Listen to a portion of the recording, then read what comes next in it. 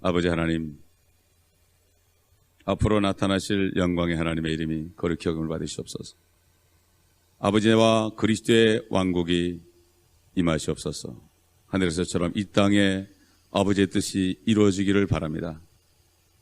아버지의 뜻이 이루어지기를 원하는 그 소망 가운데 이 아침에도 주님 앞에 나왔사오니 성령을 통해서 기름 부음을 통해서 주님의 말씀을 깨닫게 하시고 말씀 안에 있는 우리의 소망을 붙잡는 축복된 시간 되게 하여 주옵소서. 잠들어 있는 우리 지체들에게 은혜를 내려주시고 더 모이기를 힘쓸 수 있는 저들 되게 하여 주옵소서. 우리 구주 예수 그리스도의 이름으로 감사하며 간청하며 기도합니다. 아멘. 시편 85편 제가 읽겠습니다. 주여 주께서 주의 땅에 은총을 베푸셨으니 주께서 야곱의 포로들을 데려오셨나이다. 주께서 주의 백성들의 죄악을 용서하셨으며 그들의 모든 죄를 덮으셨나이다. 셀라. 주께서 주의 모든 분노를 거두셨으며 진노의 열화로부터 돌이키셨나이다. 오 우리 구원의 하나님이여 우리에게로 돌이키시어 우리에게 향하신 주의 분노를 그치소서. 주께서 우리에게 영원히 노하시며 주께서 모든 세대들을 향한 주의 분노를 발하시겠나이까. 주께서 우리를 다시 살리시어 주의 백성들로 주 안에서 기뻐하게 하지 않으시겠나이까. 오 주여 주의 자비를 우리에게 보이시고 주의 구원을 우리에게 허락하소서. 내가 주 하나님께서 말씀하실 것을 들으리니 이는 그가 그의 백성들과 그의 성도들에게 화평을 말씀하실 것입니다. 그러나 그들로 다시는 어리석은 대로 돌아가지 않게 하소서. 진실로 그의 구원이 그를 두려워하는 자들에게 가깝도다. 영광이 우리 땅에 거할 것이라. 자비와 진리가 함께 만났고 의와 화평이 서로 입맞추었도다. 진리가 땅에서 솟구쳐 나올 것이요 의가 하늘에서 굽어버리라. 정령 주께서 좋은 것을 주시리니 우리 땅이 그 산물을 내리로다. 의가 그 앞에 가서 그의 발자취를 따라 우리를 그 길에 세우리로다. 이 땅에 태어난 사람들 중에 가장 축복된 것은 성령의 기름 부음 가운데 그 하나님의 말씀이 입으로부터 흘러나오는 겁니다. 그런데 이 성경을 보게 되면은 모두가 다 고난받은 사람들을 통해서 성령께서 말씀하셨습니다. 사도 베드로가 베드로전서 4장에 말한 것처럼 육체의 고난을 받은 자는 죄로부터 끊어진다. 우리 인간은 육신을 가졌기 때문에 이 죄의 몸이기 때문에 이 육신이 고통을 받지 않고 죽지 않으면 하나님께서 도구로 사용할 수 없습니다. 욥이라는 사람도 고통 가운데 있었기에 욥기를 기록할 수 있었죠. 물론 그가 기록한 건 아니지만 그 욥이라는 사람이 진리를 깨달았죠. 여기 시편도 마찬가지예요. 선지서도 마찬가지예요. 또 복음서도 마찬가지예요. 서신서도 마찬가지예요. 성경 전체가 정말 고난받고 주님만 바라보는 사람들을 통해 된 겁니다. 결국은 주님께서 말씀하신 것처럼 아버지의 이름만이 거룩히 영을 받으시고 그의 나라, 그의 왕국, 하나님이 통치하시는 왕국이 하늘과 땅에 이루어지는 이거밖에 없는 거예요. 그러니까 이 진리가 과거 100년 동안 가려진 것이 이 물질 문명이 발전되기 때문에 미국이라는 나라가 캐피탈리즘, 실용주의가 왔기 때문에 육신이 살아 움직이다 보니까 결국 정말 하나님의 나라의 임재하심을 바라는 그러한 기도가 없어졌고 그러한 소망이 없었습니다. 육신적으로 변해버리고 말았습니다. 6.25 때만 해도 9월 28일 날 인천 상륙해서 참 대한민국을 수복한 메카더 장군이 이승만 대통령에게 편지를 어떻게 썼는가 하면은 하나님께서 내게 주신 이 땅을 당신께 드리나이다. 하늘에 계신 아버지여 이름이 거룩히 여김을 받으시오며 그의 나라가 임하옵시며 그의 뜻이 하늘에서 이루어진 것처럼 이 땅에서도 이루어지이다. 아멘. 이거 끝나버렸어요. 메카더 장군은 그걸 안 거예요. 그 짤막한 주님이 가르치신 기도의 셋째 소절 곡으로 딱 끝나면서 바로 하나님이 이 땅을 주셨으니 그러면서 결국은 이승만 대통령에게 인계를 했지만 그분이 끝까지 결말을 잘 보지 못했죠. 지금 오늘 본문 말씀, 특별히 1절에서 3절 말씀은 결국 이 땅에 주님이 재림하셔서 주님의 왕국을 이루기 위하여 이스라엘을 회복하는 장면입니다. 이스라엘을 회복하는 장면이에요. 예? 지금 많은 사람이 지금 예루살렘에 가서 복음을 전합니다. 그러나 주님께서 그곳에 오셔서 이 땅을 통치할 것을 모른다면 하나가 큰 게 빠진 거예요. 예? Thy kingdom come, thy will be done in earth 그랬습니다. 예? 그렇기 때문에 결국은 환란이 끝나게 되면 이스라엘이 회복될 것을 말씀하셨습니다. 4절부터 7절까지는 환란 때에 이스라엘 민족들이 마지막으로 하나님께 회개 기도를 하는 거죠. 예? 이게 어떻게 보면 거꾸로 된 거죠.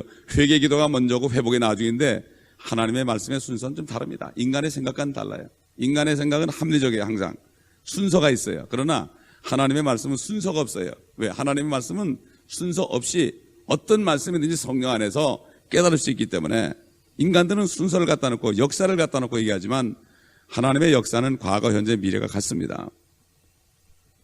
그래서 결국 야곱의 포를 데려오셨다, 은총을 베푸셨다, 백성들의 모든 죄악을 용서했다, 모든 죄를 덮으셨다, 모든 분노를 거두셨다, 진노의 열화로부터 돌이키셨다. 이거는 결국 주님이 재림할 때 이스라엘이 회개할 때, 스가랴서 12장에 나오는 이스라엘이 회개할 때 참 그들을 죄를 씻는 셈이 예루살렘에 있을 것이다. 이 말씀과 통하는 거죠. 모든 선지자들을 통한 예언이 결론이 그것입니다. 그래서 4, 5, 6절 보게 되면은 분노를 그치셔서 주께서 모든 세대들을 향해 주의 분노를 바라시겠나이까? 주 안에서 우리를 다시 살리시어 주의 백성들로 주 안에서 기뻐하게 않으시겠나이까? 우리를 다시 살리시어 그랬죠. 호세아 선지자를 통해서 호세아가 고멜이라는 창녀와 결혼하게 했죠. 바로 호세아는 예수 그리스도 주님을 상징하는 것이요. 고멜은 오늘날 죄인들, 옛날 그 당시에 이스라엘 민족들, 타락한 창녀 같은 이스라엘 민족들을 참 상태를 보여주기 위해서 하나님께서 그 호세아에게 창녀를 아내로 줬습니다. 참 그러니 세상적으로부터 얼마나 불행한 사람입니까? 그러나 주님의 나라가 임하는 것을 바라볼 땐 괜찮은 거죠. 이 땅에서 아무리 끝까지 고난을 받아도 상관이 없는 거죠. 그러나 그 주님의 나라가 임하는 것을 알지 못하면 이 땅에서 고생하면은 억울하고 참 분통을 터뜨리는 것을 볼 수가 있죠. 그렇기 때문에 결국은 호세아 선지자를 통해서 이틀 후에 그가 우리를 살리시며 셋째 날에 그가 우리를 일으키시리라. 호세아 6장 2절에 분명히 나오죠. 예? 모든 말씀이 다 통하는 거예요. 성경 말씀은 수많은 사람이 기록했지만 1000년 이상을 두고 기록했지만 다 이게 통하는 거예요. 짝이 다 있는 겁니다. 결국 이것이 바로 성령께서 기록하시다는 증거죠. 8절에 내가 주 하나님께서 말씀하실 것을 들으니 이는 그가 그의 백성들 그랬어요. 그의 백성들. 또 그 다음에 그의 성도들 그랬죠. 구약에서 백성이나 성도는 이스라엘 민족입니다. 이스라엘 민족. 결국 이제는 다시는 어리석은 대로 돌아가지 않게 하소서. 이제 이스라엘의 죄가 끝나는 거예요. 지금까지는 계속 그들이 반복됐지만은 이제 주님이 오시면 끝나는 거예요, 그게. 그러니까 이거는 분명히 재림 때라는 것을 우리가 알 수가 있습니다. 수많은 고통받는 사람들이 시편을 읽습니다. 시편을 읽는데 이들이 이 땅에서 받는 이 고난, 이것만 가지고 구하기 때문에 그 안에 있는 영원한 고난을 해결해 주실 재림하시는 주님, 또 이 땅에서 고난받은 자에게 통치권을 주시는 주님에 대해서 깨닫지를 못하는 거예요. 그저 이 땅에서 어려움이 끝나면 그걸로 만족하는 거예요. 금식하고 응답되면 그걸로 끝나는 거예요. 그러나 더 깊은 것을 깨닫게 주님 앞에 내놓는 사람은 이 안에 있는 엄청난 진리를 깨닫게 되는 것이요. 이 진리를 깨달은 사람들이 핍박을 받는 것입니다. 왜 그랬습니까? 주님께서 내가 이 세상에 속하지 않은 것처럼 너희도 이 세상에 속하지 아니었다. 저들이 나를 핍박한 것처럼 너희도 핍박하리라. 왜 그렇습니까? 이 땅에 주의 나라가 임한다고 그러니 이게 핍박받을 대상이죠. 오늘날 교회들이 정말 그것보다도 이 땅에서 어떤 잘 되는 거, 경건이 이익이라는 것을 암시적으로 얘기하죠. 겉으로는 그렇지 않다고 그러지만 실질적으로는 그렇게 유도하고 있는 것을 볼 수가 있습니다. 어떤 목사님이 간증하는 걸 들었는데요. 그 목사님이 오랫동안 목회한 다음에 깨달은 게 하나 있대. 지금까지 내가 목회한 것은 한탕주의로 했다 이거예요. 사람들을 교회에 끌어모으려고 총동원주의를 했는데 할머니들을 잔뜩 데려다 보니까 선물이 여러 개 있더래. 보니까 뭐 이 교회 갔다 이 교회 갔다 그냥 순방한대 선물 주니까 한탕주의였다. 그래서 깨달은 것이 교회는 한탕주의가 아니라 몇 사람 안 될지라도 서로 릴레이션십, 영적인 이 성령의 매는주로 릴레이션십이 되는 게 중요하지, 우르르 왔다가 우르르 가는 게 교회가 아니다. 한탕주의가 교회에 망해야 한다. 이걸 자기가 깨달았고 자기는 한탕주의했던 목사라고 고백하더라고요. 참 그렇습니다. 요즘에 정말 주님만 바라보면서, 주님과 관계만 바라보면서 프로그램하지 않고 따라가지 않고 하는 것이 얼마나 외롭고 쓸쓸한지 모릅니다. 그러나 한두 사람이라도 주님의 제자가 이 교회에서 나온다면 이것이 바로 축복이에요. 주님도 이 땅에 오셔서 정말 세 사람 수제자 만들어 놓고 마지막 한 제자를 통하여서 요한계시로 올심으로 주님께서 이 땅에 오셔서 통치할 것을 말씀하셨는데, 우리는 정말 정신을 차리고 미혹되지 않고 끝까지 받은 진리를 우리가 붙잡고 나가야 될 것입니다. 9절 보게 되면 진리로 그의 구원이 그를 두려워하는 자들에게 가깝도다. 영광이 우리 땅에 거할 것이라. 영광이 우리 땅에 거할 것이라. 하나님께서 하늘에서 말씀하실 때가 옵니다. 하늘에서 말씀하시고 이제 하늘까지 흔든다고 그랬어요. 학개서 2장 6절로 7절 보면은 학개 선지자를 통해서 이렇게 말씀하셨죠. 만군의 주가 이같이 말하노니 조금 있으면 하늘들과 땅과 바다와 육지를 내가 또 한 번 흔들 것이요, 또 내가 모든 민족들을 진동시키리니 모든 민족들의 열망이 이르리라. 그게 누굽니까? 우리 주님이죠. 진짜 민족들이 구하는 게 진짜 온유하고 겸손한 왕을 구하는 거죠, 지금. 한국도 지금 뭐 선거하는데 정치가들 자기네 유익만 위하지 국민을 위합니까? 진짜 온유하고 겸손하고 국민을 죽을 수 있는 사람이 누굽니까? 주님밖에 없죠. 주님밖에 없어요. 그러면 내가 이 집을 영광으로 채우리라. 만군의 주가 말하노라. 또 히브리서를 기록한 히브리서 기자가 이 말씀을 가지고 이렇게 증거했죠. 히브리서 12장 38절 39절을 보면 너희는 말씀하시는 그분을 거절하지 말라. 그들이 땅에서 말씀하신 분을 거역하고서도 피하지 못하였거늘 하물며 우리가 하늘에서 말씀하시는 그분으로부터 돌아선다면 어찌 더 피할 수 있겠느냐. 그 때에는 그분의 음성이 땅을 뒤흔들었거니와 이제는 그분께서 약속하여 말씀하시기를 내가 또 한 번 땅뿐만 아니라 하늘까지도 흔들리라고 하셨느니라. 시내산에 내려오셔서 말씀하실 때도 땅이 막 진동하고 불이 삼키고 그랬는데, 하늘에서 이제 재림하시면서 요한계시록 19장에 재림하시면서 말씀하시면은 하늘과 땅이 다 흔들 겁니다. 마귀가 다 쫓겨 내려오죠. 다 흔들립니다. 다 흔들립니다.